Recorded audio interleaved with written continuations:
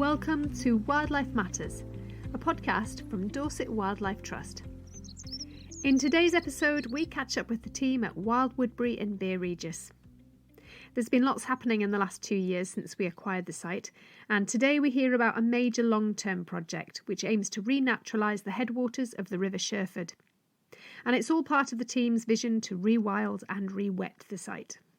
Head of Wilder Landscapes Rob Farrington and Wilder Dorset Rangers Seb Haggett have overseen the project and monitored the changes in the last year since work on this particular project first began.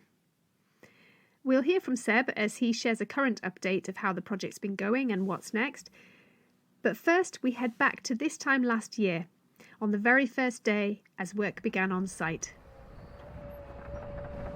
So Dorset Wildlife Trust purchased Wild Woodbury, and it was a slightly unusual thing for Dorset Wildlife Trust to do. Normally Dorset Wildlife Trust would have been buying land that already had an ecological interest, some nature there that was special, something that needed to be looked after, and that wasn't the case for Wild Woodbury at all. Wild Woodbury was relatively intensively farmed, but it's in an area that's not particularly suitable for farming. It's got very complex poor soils that run from chalk through thick clays down through acid sands, waterlogged gravels. Pretty much any type of soil that you'd expect to find in this area is here. And it's also very wet. The name Beer Regis, where we're just next to, the word beer is thought to have meant wet wooded valley. And so this landscape has had a lot of inputs, which means a lot of fertiliser, artificial fertiliser sprayed on the land to enable crops and grass to be grown. And it's also been crisscrossed by very deep and arrow straight drainage ditches. And a lot of lowland England has these drainage ditches, and you wouldn't be able to see them as you walk or drive past. They're often under hedgerows or next to hedgerows. And they're all fed by field drains, so tubes either of plastic, pottery, or just pounded earth underneath fields that then get water off those fields into these drainage ditches, and these straight drainage ditches shoot water off the land as quickly as possible.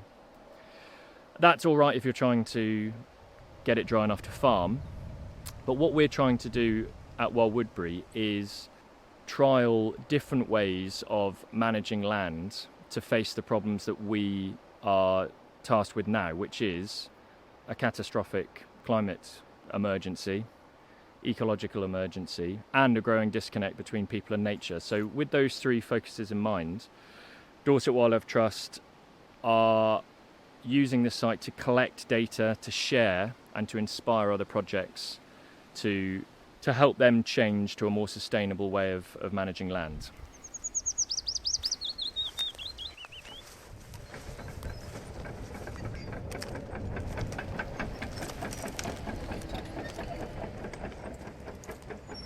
Today is a super exciting day where we start one of our big projects on site, which is the Stage 0 river restoration. Now, as we're rewilding the site, we of course want to restore the water back into the landscape. And for us, this is really quite easy. We just have to undo the ditching that's been done in the past. We're filling in ditches in specific points and making leaky dams, putting woody debris into old channels to force the water back up onto the land and to just let it flow where it wants to go. So we've got a big digger on site today, and it's just filling in the ditches for us at strategic points to force the water back up onto the surface and to let it flow across the land. We don't know what this wetland's going to look like. You know, it could be marshy areas, it could be pools, it could be lakes. What we do know is it's going to have a massive effect, not only on restoring biodiversity and bioabundance back to the landscape, but it's going to help reduce flash flooding downstream. It's going to help lock up carbon in the soils. It's going to help filter out a lot of nitrates that are currently flowing through the water system. We're not directing any way, we're not creating any scrapes or pools, we're purely letting nature lead and letting the water do what it wants to do across the land.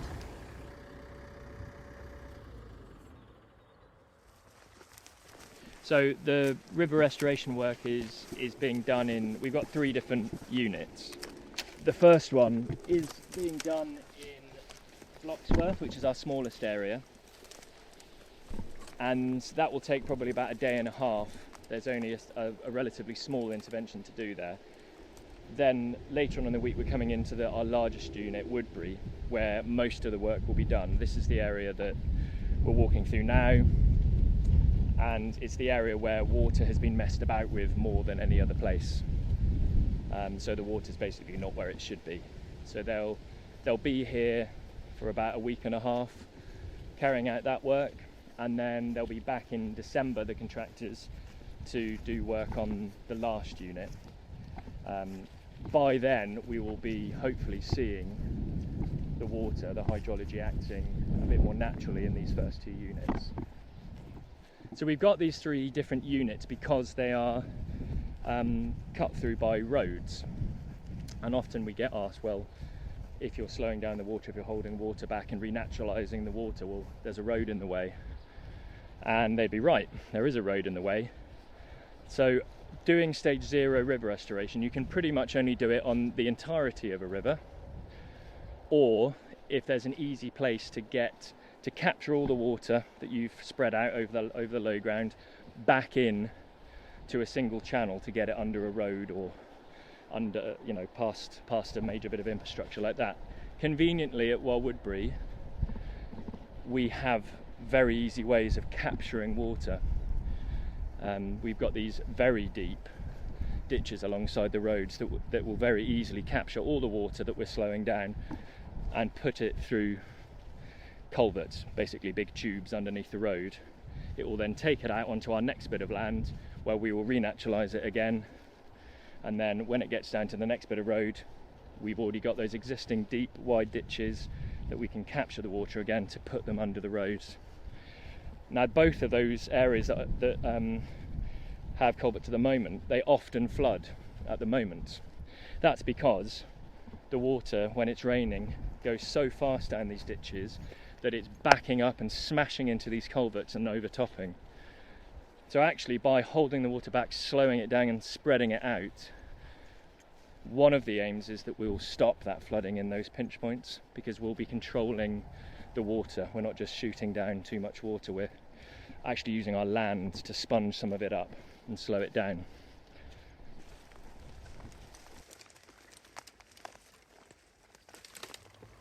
As a measure of success for this project, it's quite difficult with rewilding because you never have an end point. But if you're looking at certain things, for us, there are going to be a few measures which we'll certainly be monitoring to see how this project progresses over the years. Possibly the most obvious one is the return of biodiversity and bioabundance to the site. So through ongoing monitoring, we're constantly trying to see what species are on site, how they're returning, and in what numbers. And this is hopefully only going to grow as we move on, as we do more restoration parts of the project. And it's quite an easy way to see success, because an increase in biodiversity and bioabundance can only really mean you're moving towards success for restoration of a landscape. If you look into some of the other details and into some of the aims of the project, we are a community rewilding project, and one of the big parts was to open up more green space for people to come and enjoy what we're doing and to reconnect with nature. And although not that easy to measure, I think looking at the engagement through the locals and also the wider Dorset community, how invested they are in the project and how excited they are about the work we're doing is quite a good way of measuring the success of what we're doing. We're going to be opening up a big 40-acre area for people to come in and enjoy a green space, and to see how well this is used will hopefully show how much support the project has got and just how much we need extra space for people to come and enjoy wildlife and nature. 93% of the UK is privately owned, and usually if you're on a footpath you're stuck between a barbed wire fence and a hedge. So having an open area where people can come and appreciate the land around where they live and hopefully look at a project in action and how it's changing the local landscape is super important.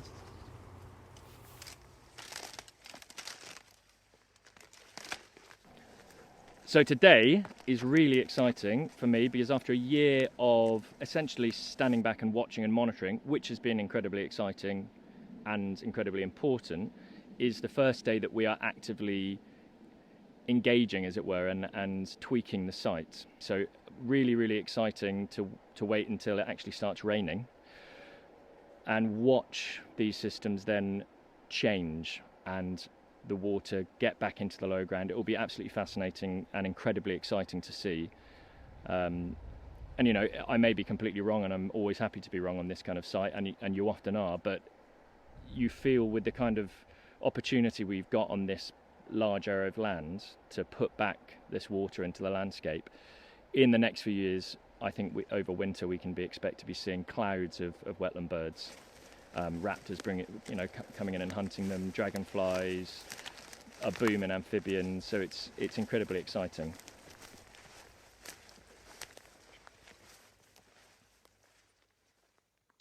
It's now autumn 2023, about a year on from when we started the Stage 0 river restoration on site.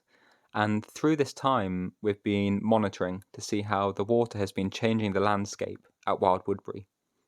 Now, after waiting through the drought of last year, we finally got some rain around December time, and it completely transformed the look across the site.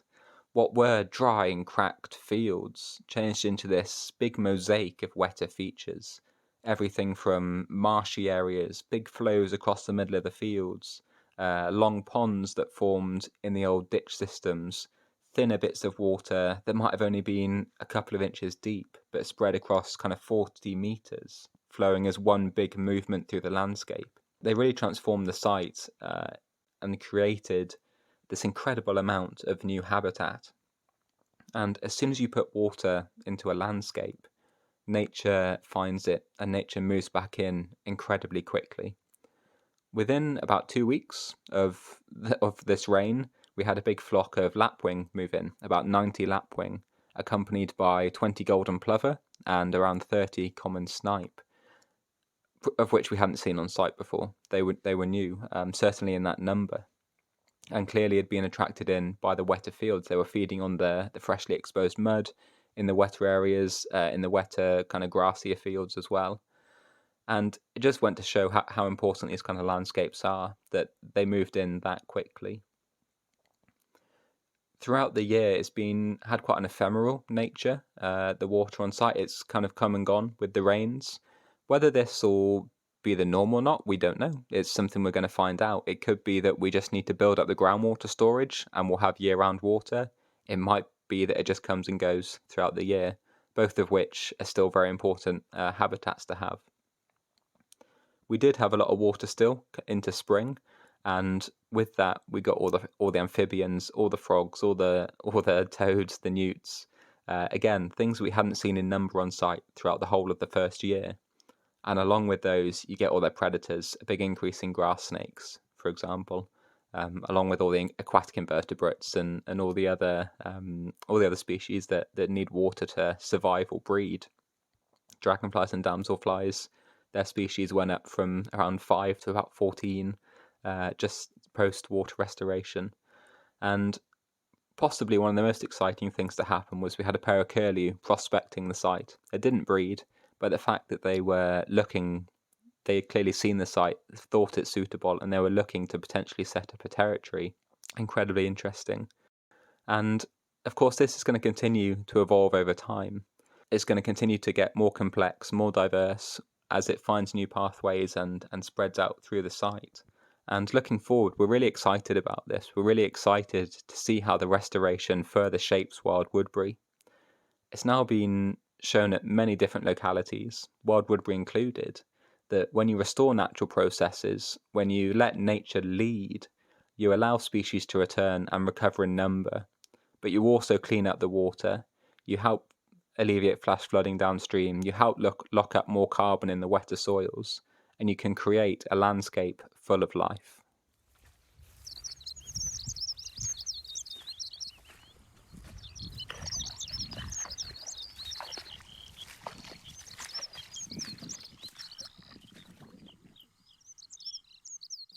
thank you to Rob and Seb. We look forward to more updates in the future. That's all we have time for today. Please join us again for another episode of Wildlife Matters. If you'd like to support the work we do, then why not think about becoming a member? Your membership support will help us to continue to protect wildlife here in Dorset. To find out more, you can visit our website at dorsetwildlifetrust.org.uk/membership.